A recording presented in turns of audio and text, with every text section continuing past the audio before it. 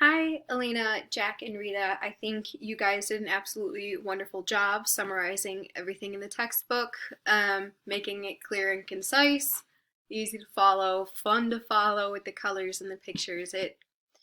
It's definitely not a fun topic, especially especially when dealing with children.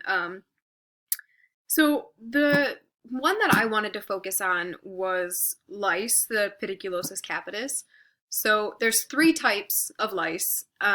There's the head, the body, and then the pubic. So these lice cannot jump, or louse cannot jump, which I found weird. So they have to come in a direct contact. So if I had lice and they got on my sweatshirt, and then I was standing next to Morgan and I touched her, and it would go from my shirt to her hair. It so these lice can bite up to 5 times a day. And I just remember being in elementary school, and it was almost like a lockdown situation where we would all have to sit in our desks and we would be reading a book, and then the office staff would come in with their little comb and comb through our scalps. Which, again, looking back at it, I just kind of realized it's kind of weird that she used the same comb for every person in the entire school. Kind of gross. Also, a lot of kids tended to have lice. Um, they're very common in situations that there are clusters of people, especially in unsanitary conditions, like in the homeless population.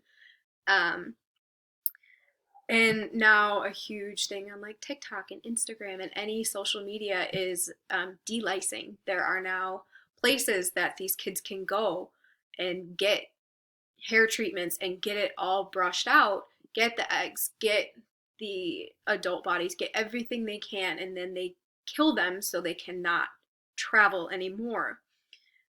Um, I always remember also whenever somebody would have lice at the school, the main thing in everybody's house, all of my friends, and I remember my mom doing it, she would bag up every pillowcase, every sheet, every comforter, every single item of clothing in the house. Bag it, double trash bag it, knot it, bring it all downstairs, and wash it in the hottest water possible to kill them. And I think it's definitely weird to think of how to transition that into a nursing role. A mom role, sure, I got it. But as a nurse, it's how many times are you going to have to change their bed sheets? How many times are you going to have to comb through their hair and get this out? Because, the most common thing I hear among our cohort is, I can do bodily fluids, I can do C. diff, I can do phlegm, I can do everything. But if somebody has bed bugs or somebody has lice, I'm out.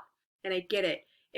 It's making me itch just sitting here talking about it, but it is, like I said, a very communicable thing. It happens, and we need to be able to take it from textbook past ideas of being a parent and into the nursing world. And it's going to be interesting to see if any of us are going to have to do that.